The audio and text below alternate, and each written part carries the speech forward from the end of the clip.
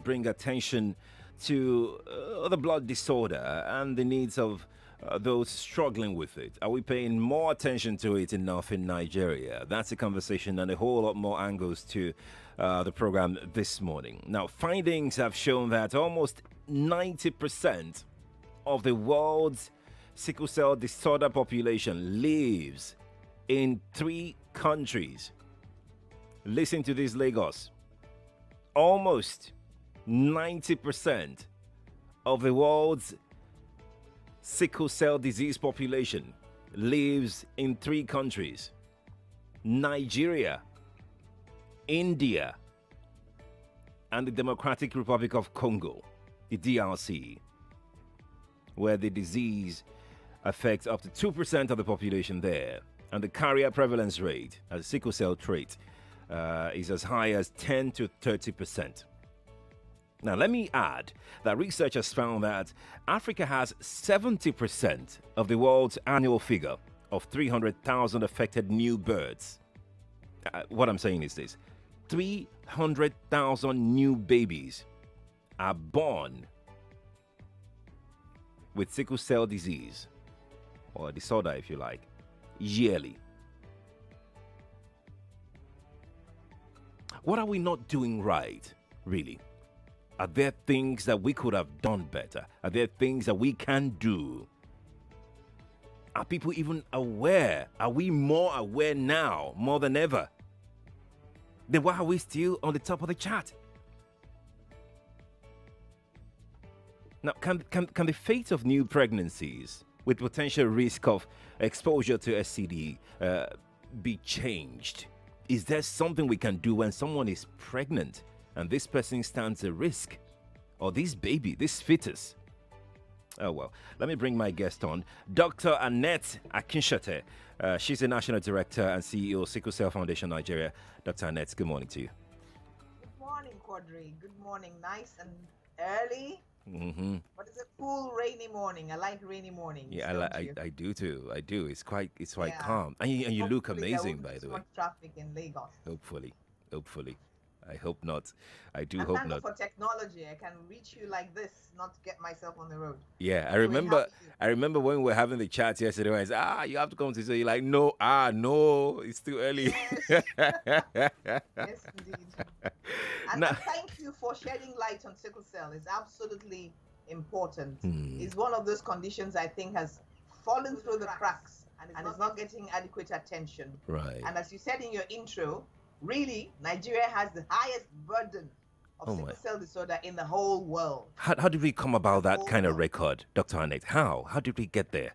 How did we get there? Well, for one, is our population. And if we go back to the history of medicine, if you read medical literature, you would see that sickle cell and malaria are related. When you superimpose the map of sickle cell over the map of malaria across the world, right, you see it across the tropics. And Nigeria, our population is really high, about 200 million Nigerians. That's we right. even hear over 200 million Nigerians, That's right. Africans and Nigerians. So that population gives us, once you multiply, you say 2% of that. It gives you a large number. Well, unlike malaria, Dr. Annette, sorry to butt in, unlike malaria, we kind of should have had control over the population of sickle cell disorder births that we have. So why didn't we have that much control over it? I mean, unlike malaria, that mosquito can just bite you and that's it. You are done with malaria. But this is conscious. This is deliberate, or maybe not. I was getting somewhere. Yes. The thing is, eons ago, nature found that persons who did not have sickle cell trait, persons who had the so-called normal hemoglobin, normal kind of blood, were dying off from malaria. So nature threw up, we call that mutation, mutation of a gene. Nature threw up a certain gene, S, that combined with a normal gene A, protected the species from malaria. So they did not die off from malaria. So it was a kind of nature's way of protecting us to keep us alive, to keep the species.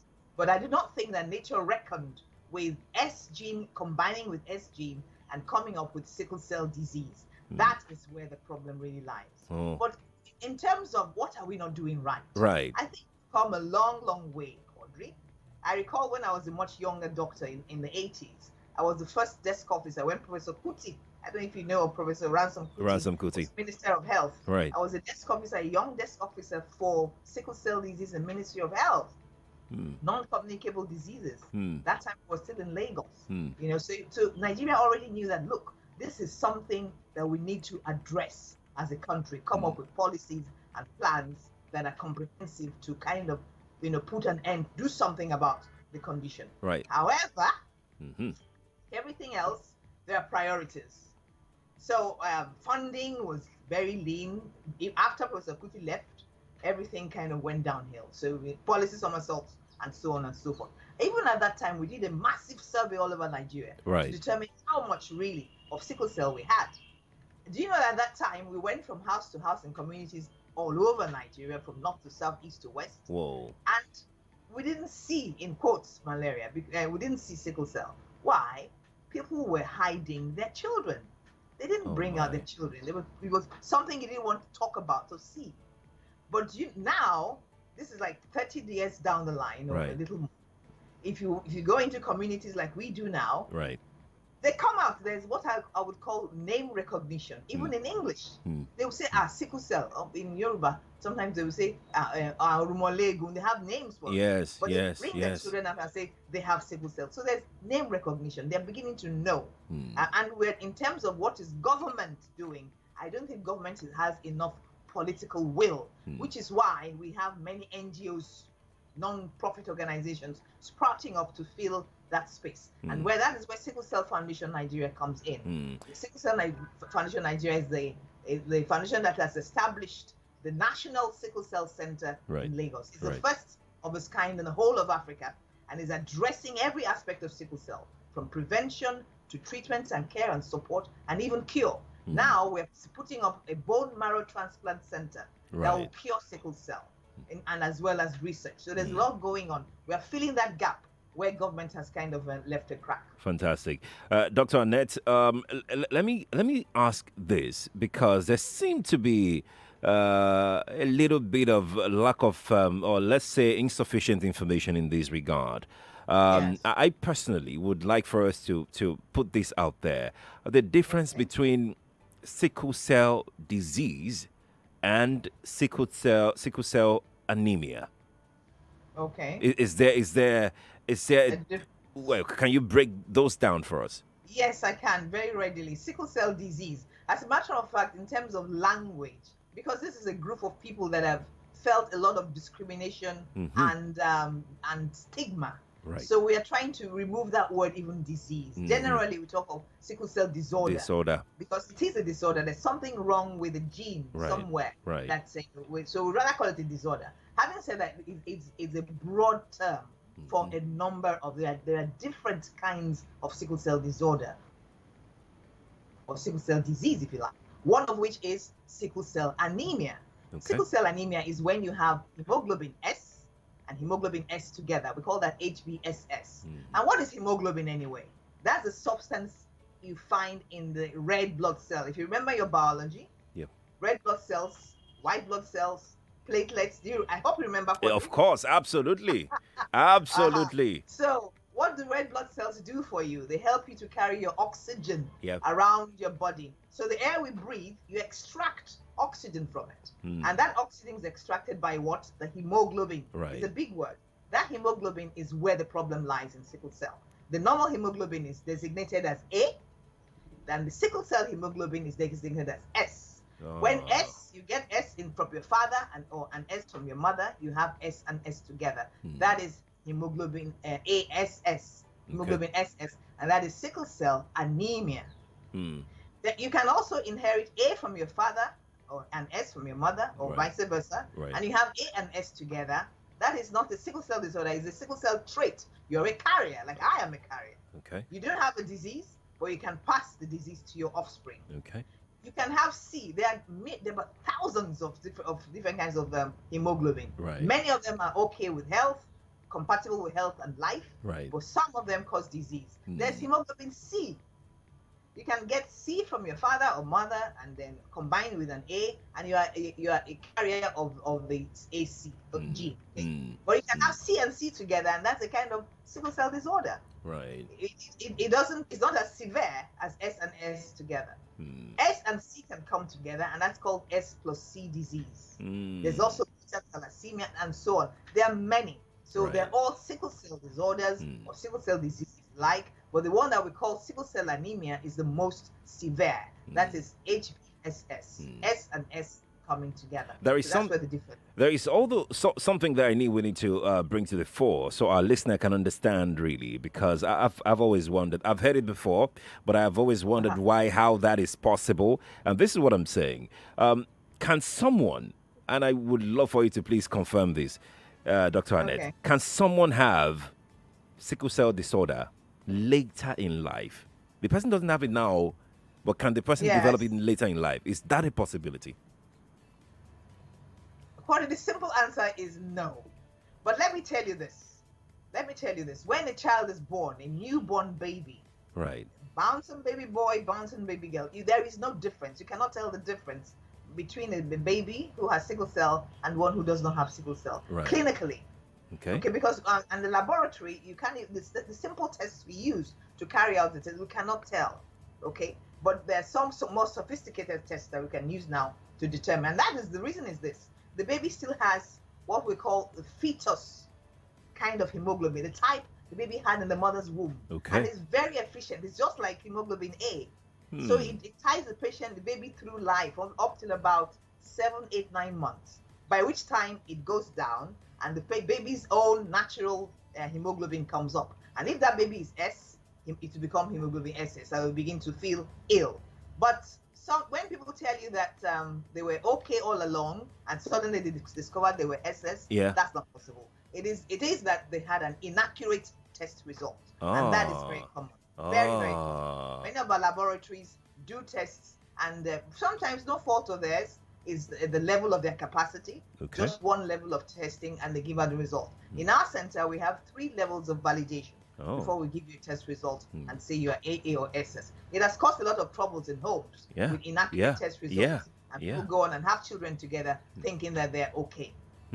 Dr. Annette, now let's link this to my next question, which is, of course, if carriers, sickle cell people with sickle cell traits come together, they're a couple and they want to make babies. There is this notion out there that, I mean, I'm tying this to it's the statement you made earlier about the fetus and that you can actually determine whether your fetus, whether your baby in the pregnancy is a carrier as well, has the SS gene as well.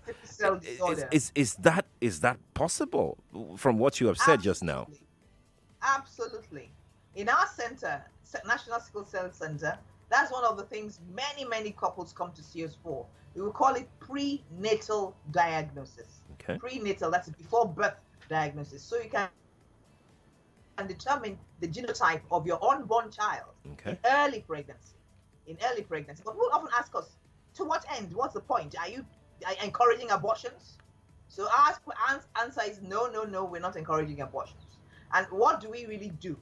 Many couples are very anxious when they're pregnant. Right? And they want to know because they know they're carriers. Right. They know they have the trait and they have the chance of having a child. So what we do for them is really counsel them that, you see, you stand that risk of having a child with sickle cell, but you can do your prenatal diagnosis and have a peace of mind right through pregnancy. And once your baby is born, we'll take you under our wings and immediately start all those preventive measures, preventive antibiotics, preventive immunizations early, even before the diagnosis is made. After birth. And then the baby does not have those infections that killed them before the age of 5. You know, of those 150,000 babies that are born every year in Nigeria, 100,000 die before the age of 5. Oh my word. They die because of infections. Oh my word. If infections can be prevented, they would reach that milestone of 5 years and they do better after that. And they're living longer and better now, better productive lives. Would you advise... As a medical student, Quadry, yes, sickle cell was considered a childhood illness. We didn't really see it in adults, but we're seeing more and more now. 40s, 50s, 60s, they're doing better with better treatment protocols. Would you advise, Dr. Annette, with your experience and your center, would you advise, carriers of the trade to come together as a couple, provided they can follow the processes that you've just mentioned now? Because it's always like a taboo. You're AS. You're AS. No, we can't marry, and that has destroyed so many love stories.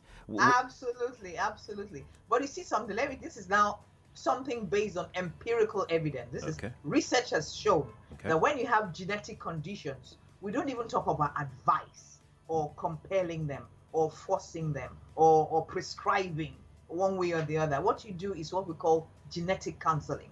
And that is bring them and give them all the information, lay everything bare on the table. What are you really up against? Talk about this condition, explain the challenges, the complications, the fact that indeed sometimes they die early. Can you deal with it? Can you cope with it? And so on. So it is no sugarcoating. It's called genetic counseling. And then they do that. You first of all also confirm that indeed they're at risk. After confirming that, they now tell them, okay, you have options. And evidence has shown that if they're properly counseled, such couples at risk, Quadry, 80% of them, 8 out of 10 of such couples, will go their separate ways. Oh my word! Will go their separate ways. But there will be those 20% who will still say no. We'll still go ahead and marry. We'll still go ahead and marry. And it's not you. You don't have a right to prescribe to them. Okay, but there are options. You give them their options. Some who really marry for companionship, and they say yes, we'll marry. We want to be together as companions. Others will say we'll go on and adopt children, and that's okay. And then there are more technological advancements going on. There's something we call pre-implantation genetic diagnosis. So if in vitro in the laboratory, they can get the embryos together and select the ones that do not have sickle cell and re-implant into the mother's womb, and the mother brings the child to birth who does not have sickle cell. That is more advanced, and of course, as you can imagine, it's fraught with some ethical considerations and also religious considerations. Personally, from my religious point of view, I would not advise that. I'm saying that and putting out there as a medical person, I should not be saying that. It's an option that's available to couples at risk. Right, indeed. Dr. Annette, let's get some thoughts in from our listener, who is a third guest on the show this morning. Let's see if we got questions for you from our listener who is out there. 0700 993 993 993. That's our studio line. If you are just joining us, you're welcome. It's Sickle Cell Awareness Month. And we have a public health physician and the National Director, CEO, Sickle Cell Foundation Nigeria, Dr. Annette Akinsete, on the line on Skype with us. You can watch her on Facebook and YouTube right now because we're streaming live on those platforms. I will take your comments there as well. If you like to be anonymous, feel free to be anonymous on the show. You're very, very free to do that. But we're processing our first caller right now. Enzo is joining us from Lekki this morning. Let's try and bring Enzo on and speak with Enzo for about a minute or two. Then we go on our first break. Enzo, good morning to you. Yes, my name is Enzo. Welcome. I just want to find out something. This campaign on sickle cell. Can the doctor... Enzo, your line isn't clear. Can you hear me now? Oh, no, it's not clear. Oh, sure. Can you hear me now?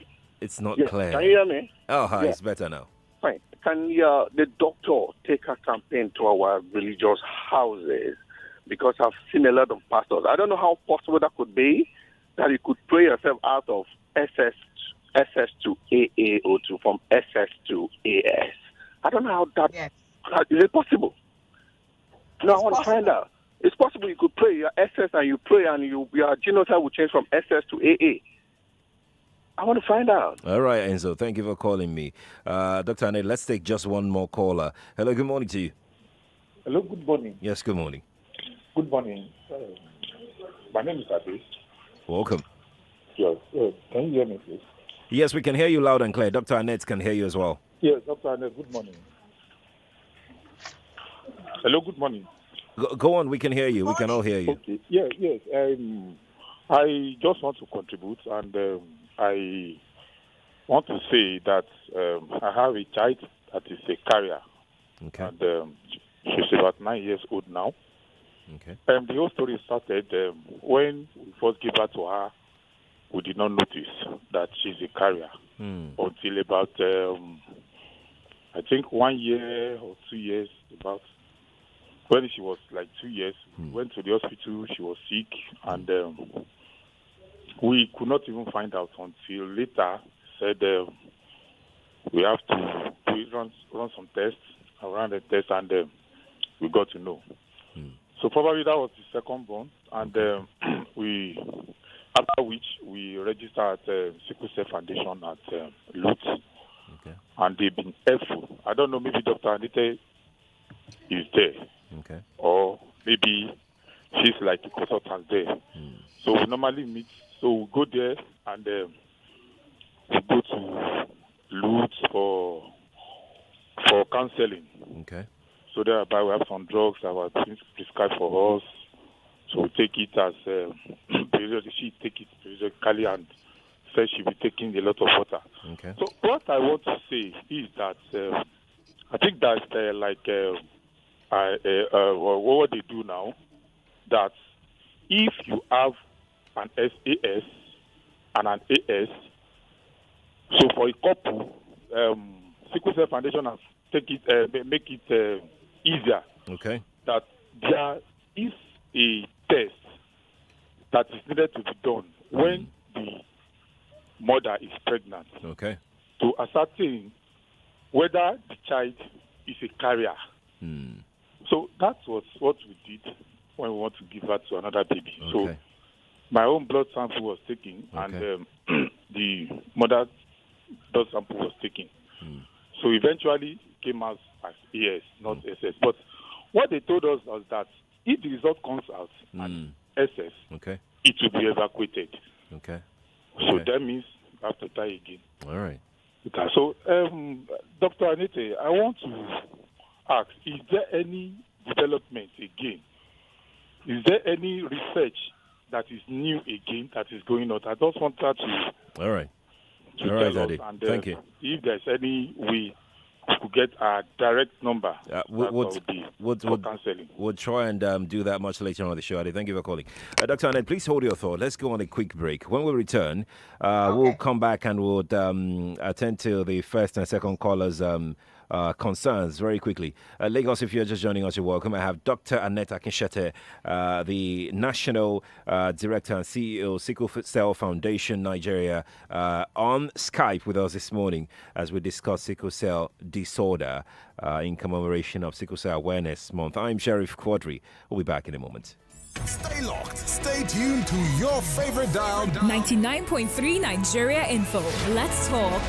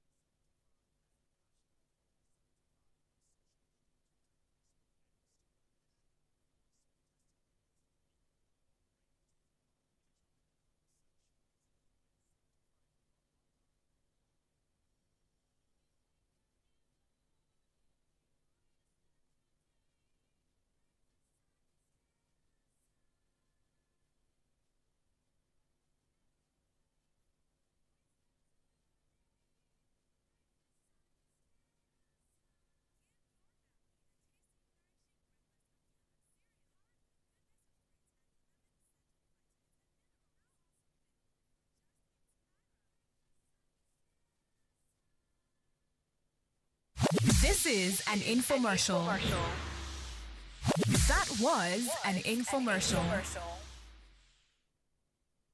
Yo, guys, look, if you're bored in this era, you are dulling yourself. Because trust me, there's so much to keep you locked in on DSTV. All you need will be snacks, drinks, your active DSTV subscription, and you're ready for non-stop entertainment. I mean, the fans of the UFC, Nigeria's very own Israel Adesanya, the last style bender, faces Paulo Costa in the biggest middleweight fight of the year. Both undefeated and promises to be an intense UFC fight. You know how it goes. But we're rooting for Nigeria's Israel Adesanya, so you can catch the action on Sunday morning at 3 a.m. on SuperSport Action, only on DSTV Compact Plus. Now let's go from fighters kicking to footballers kicking. All 380 Premier League games are live on DSTV Compact. The new season has gotten off to a hot start. Manchester City will host Leicester City at 4:30 p.m. on Sunday. Then enjoy Monday Night Football with Liverpool versus Arsenal, all on SuperSport. In Formula 1, will Hamilton make history and match Michael Schumacher's all-time record? Catch the Russian Grand Prix Friday till Sunday, showing on SuperSport Motorsport Channel 215.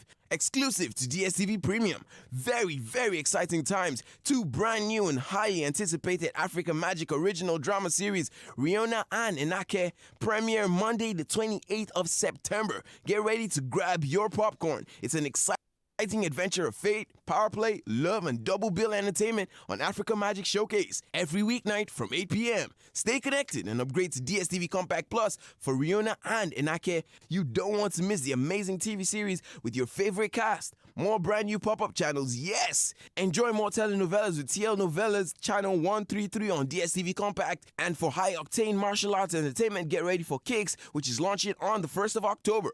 Big Brother Naija Lockdown Finale comes up this Sunday, the 27th of September, so make sure you vote for your winner using the My DSTV app and get more voting power. Don't be left out on non-stop entertainment. Download the My DSTV app for payments, upgrade or sign up for auto-renewal on the app so you never miss a thing.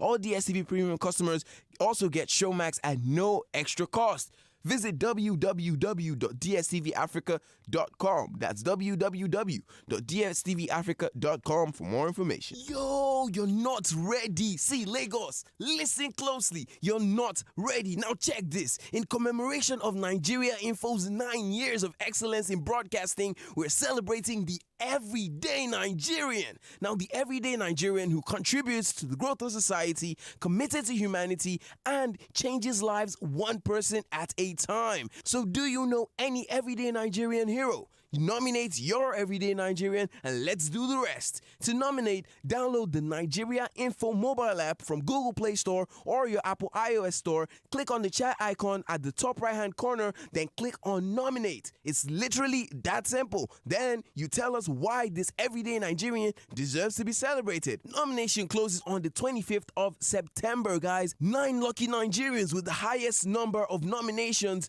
through the Nigeria Info mobile app gets to win 200,000 naira in cash. It's mind-blowing stuff. Nigeria Info is doing something really, really big. So guys, go on your Google Play Store right now or your Apple iOS store and go download the Nigeria Info mobile app and start nominating. For more inquiries, this is the number to hit up. Call 0908 761 9762. That number again is 0908 761 9762. Nigeria Info at 9, celebrating the everyday Nigerian. Let's talk. That was an infomercial. From your #1 talk news and sports station. This is the Morning Crossfire with Sheriff.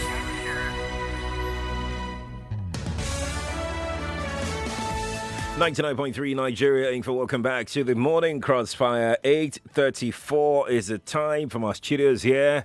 Yes, we are discussing sickle cell disorder live from our studios here in Victoria Island, Lagos, Nigeria. I am Sheriff Quadry. You can watch us live right now to enjoy the awesomeness of audio-visual radio on Facebook and YouTube. Just search for Nigeria Info 99.3 It's Sickle Cell Awareness Month, the month of September, and we have joining us via Skype this morning Dr. Annette Akinsete, the National Director and CEO Sickle Cell Foundation Nigeria, joining us via Skype. Dr. Annette, thank you again for being patient with us this morning.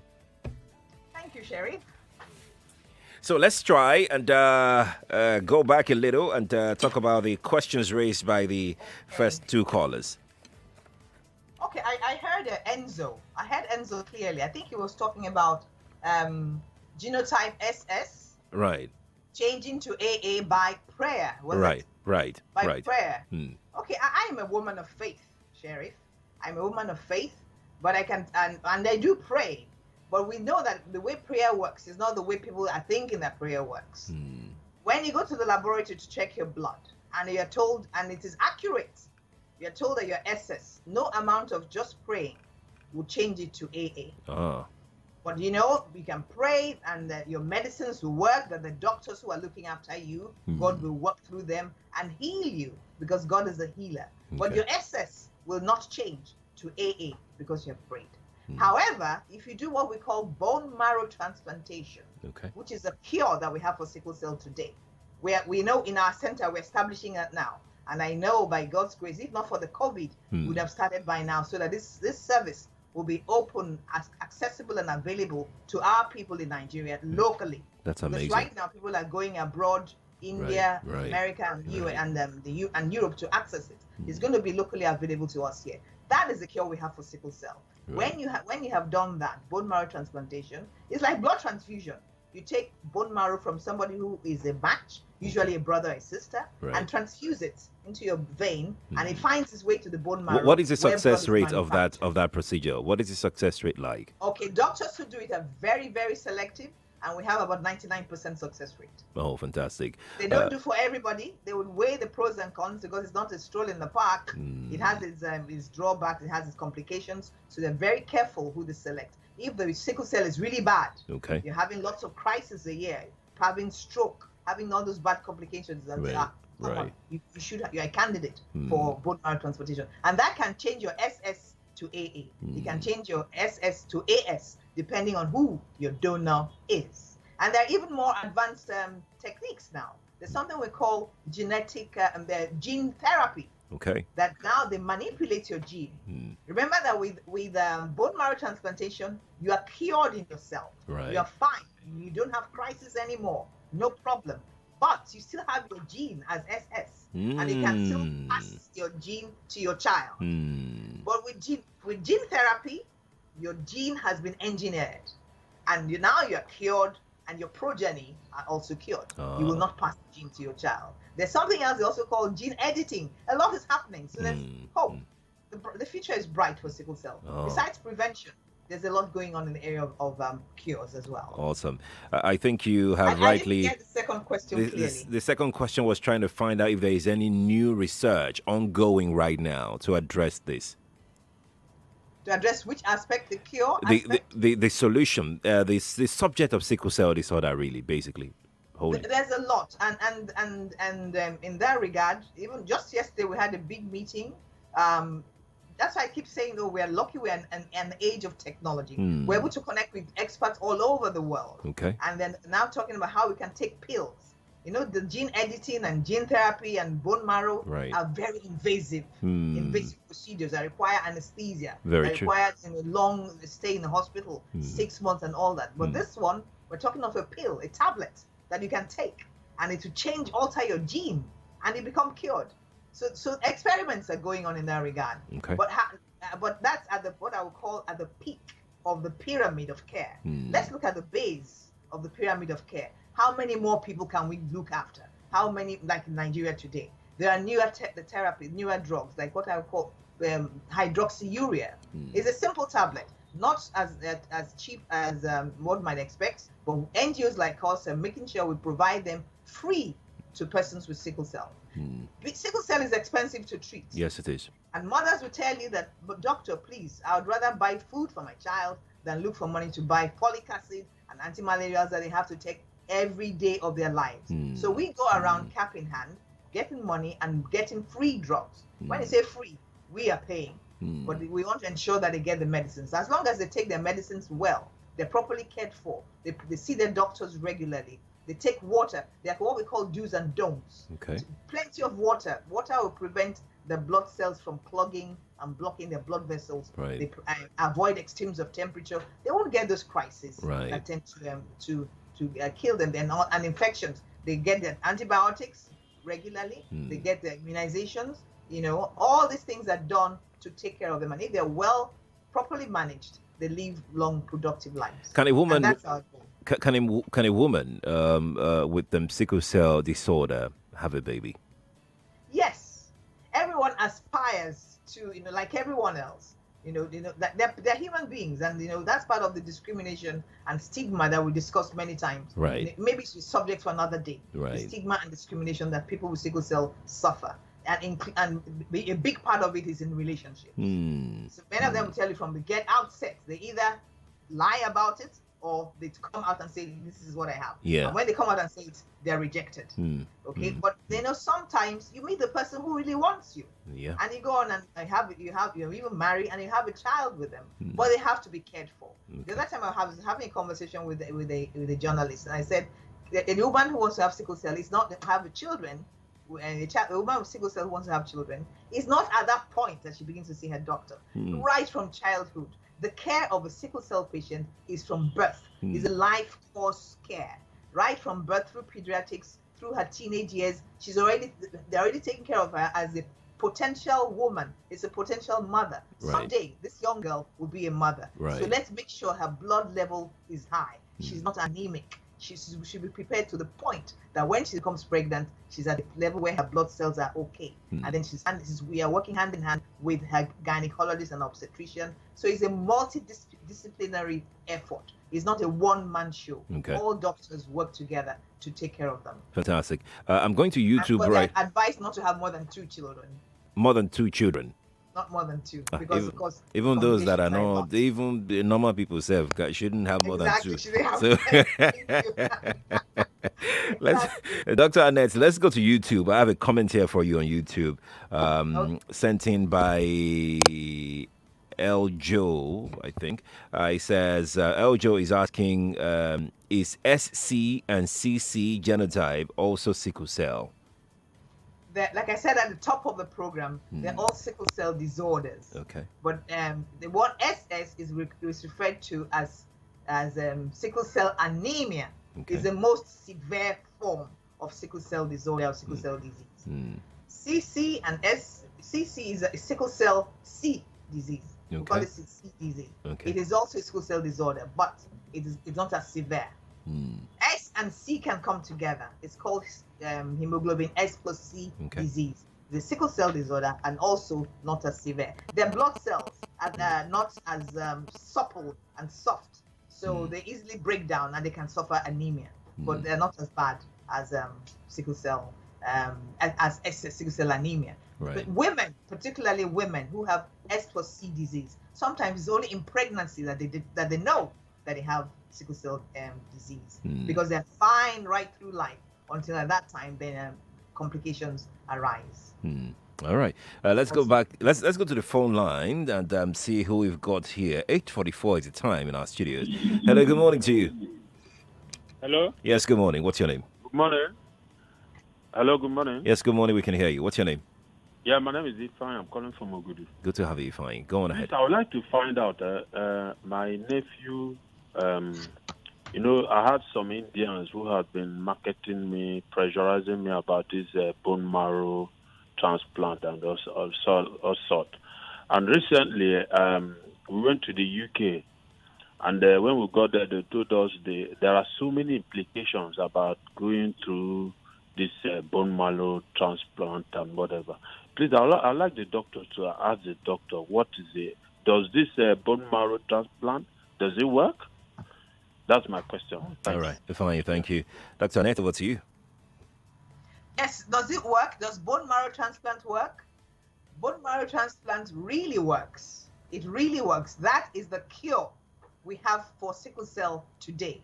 I spoke a little about it earlier. Yes. And it does not mean that they are taking bone from someone and transferring the bone to someone else. Please, no. As a matter of fact, I had a doctor asking me, doctor, who is the orthopedic surgeon you have on your team? That's what. No. It's like blood transfusion.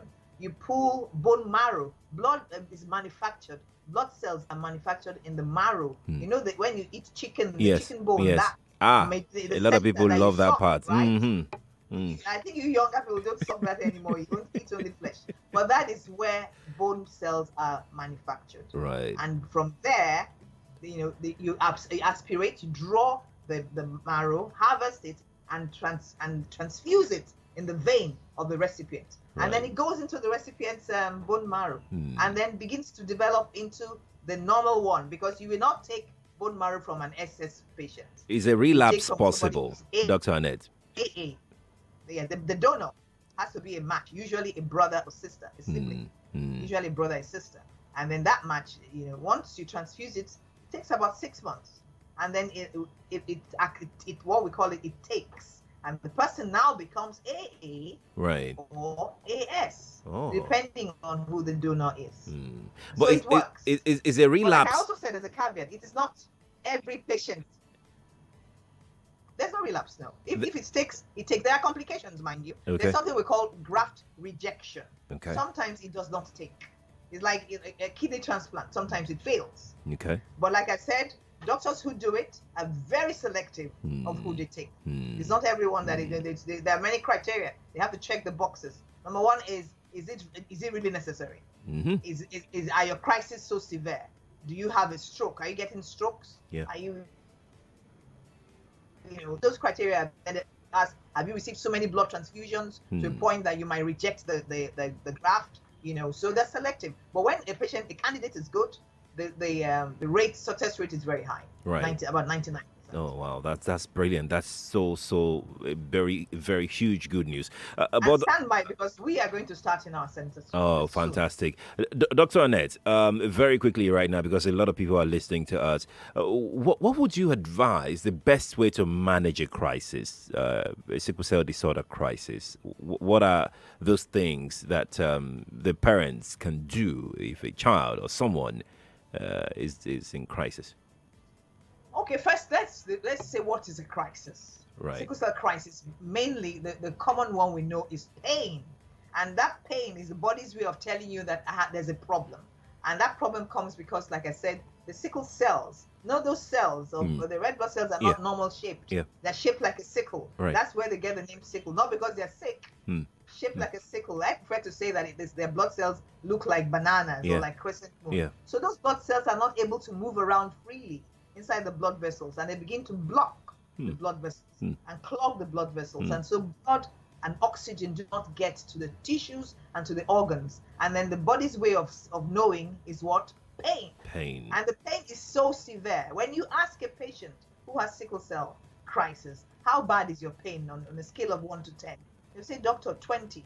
It's not even 1 to 10, it's through the roof. And then from mothers who have gone through labor, they'll tell you that labor pain is child's play compared with the pain of sickle cell. So if you don't have it or experience it, you cannot even begin to understand. Right. It is very, very, very severe. Right. So the thing to do is, many times they've understood themselves, they understand their bodies, and they know when it is coming. Just at the beginning, when it is coming, there are many different things you can do. Like have a warm shower, apart from taking your medicines.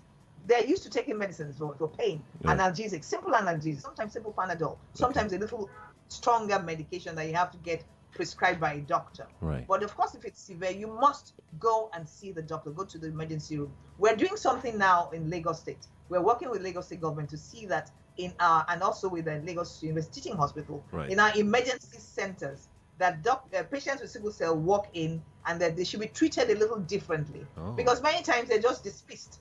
And they'll say, come on, you should be used to this pain by now. But it's not the same. We want them to have a desk that is designated for sickle cell management. So as soon as they come and they're in such severe pain, they are immediately attended to, and their pain is managed. And before they come to the hospital, there's a lot they can do at home. Massaging, listening to music. In our center, we do what we call art therapy, music. These are things you can do. Learning to cope with the crisis. And then preventing crisis is also important. What are the stressors? What are the trigger factors? And then emotional stress has been known to bring it on as well. So knowing those triggers and preventing them, extreme cold, extreme heat. Don't stay too much in an air conditioner. Don't stay too much in the heat. Don't overexert yourself physically. Young boys that want to play soccer and football like their mates, know your limits, to prevent the crisis from coming on. But if it does come on, it can be managed. Just to be clear, Dr. Annette, because I'm getting comments here on Facebook and YouTube, because I was reading everything while you were talking to know the relevant ones. Some people still are not clear whether bone marrow transplant changes genotype or not. I know you've mentioned it, but could you please repeat that to emphasize it? Okay, in the sense that when you go to the laboratory, it changes your genotype. Your test will no longer be SS. Your test results will now be AA or AS, depending on who your donor is. Usually, you get your donor is your brother, your sister, who is AA or AS. So you will no longer be AS. Sorry, you will no longer be SS. Okay. You will be AA or SS. Or AS. By your blood test, by the blood test, genotype blood test. Okay. But if you check your gene, remember, you are cured in yourself. You're not sick anymore. But you have not touched your gene makeup. Those things that make who you are. So you're still capable of passing that gene to your child. Oh. You're still capable of passing that gene to your child. You on your own, you are cured. But the other aspect I said is more experimental. The gene therapy, the gene editing, those ones, you're free for life. Your generations after you are also free. They will not have sickle cell. We have to go now, Dr. Annette. But before we go, please give out how people can reach out to you for more questions and more consultation. How can people get in touch with you? Okay, we're really everywhere in these days of social media. But I prefer to work by email. Okay. info@sicklecellfoundation.com. info@sicklecellfoundation.com. All emails are answered. And then we're on Facebook, Sickle Cell Foundation Nigeria. Every day we have something on Facebook. There's something new. We also have tips on Tuesdays, short videos, tips on Tuesdays. You find that on all our social media, Facebook, Twitter, and Instagram. Fantastic. I don't know what those ones are, but I know they're on Facebook, Sickle Cell. You're a busy person, so that's understood. info@sicklecell Foundation Nigeria. That's our email. All right. Dr. Annette Akinsete, thank you so much for joining us this morning on the Morning Crossfire. Thank you, Sherry, for having me. Thank you, too, for throwing some light, shedding light on sickle cell disorder. It's always a pleasure. I've learned something. We'll have you again sometime soon. I hope you answer our call. Oh, yes, I will. Thank you so much. Thank you, Dr. Annette. Lagos, there you go. Our conversation on sickle cell disorder with Dr. Annette Akinsete, the National Director, Sickle Cell Foundation Nigeria. You can reach out via email to ask all the questions that you have right now. So it's coming up to 8:54 right now. Okay. So let's see if we can give somebody 10,000 naira. What can 10,000 naira do for you today? Hang out. The cinemas are open, so you want to go watch a movie, see a movie. Most of the cinemas are doing, one promo or the other because they want it to come around. Or you just want to hang out with your family, or maybe you just need to buy food for the house. Feel free. Join this game. It's called Just a Minute, and we're about to play. Let's see who will be that lucky. Hello, good morning to you. Morning. Yes, what's your name? Karim Jamiu. Jamiu. Karim. Eh? Karim Jamiu. Karim Jamiu. Yes. Have you won before? No. You want to play now, right? Yep. Okay. Let's play, Karim. Let's play this game. This is Just a Minute. This is your first question, Karim. Where can one vote in the ongoing Nigeria Info Everyday Nigerian Honors? On Nigeria Info app. That's fine. Android and app. Yes, you got that, Karim. What program comes on after Morning Crossfire? That is WhatsApp Lagos. You're wrong. Name the 3 countries with highest cases of sickle cell disease. Next. Okay. Name 4 members of Femi and the Gang. Namdi, Emmanuel, Overdose, Sarafina. That's right. You're correct. 2 questions correctly now. What is the name of my guest this morning? Nest. Okay. What is the number of babies globally born with sickle cell disorder? Nest. Name the country with the largest population of people with sickle cell disorder. Nigeria. Correct. Okay, you got 3 questions correctly, Jamu. Stay on the line.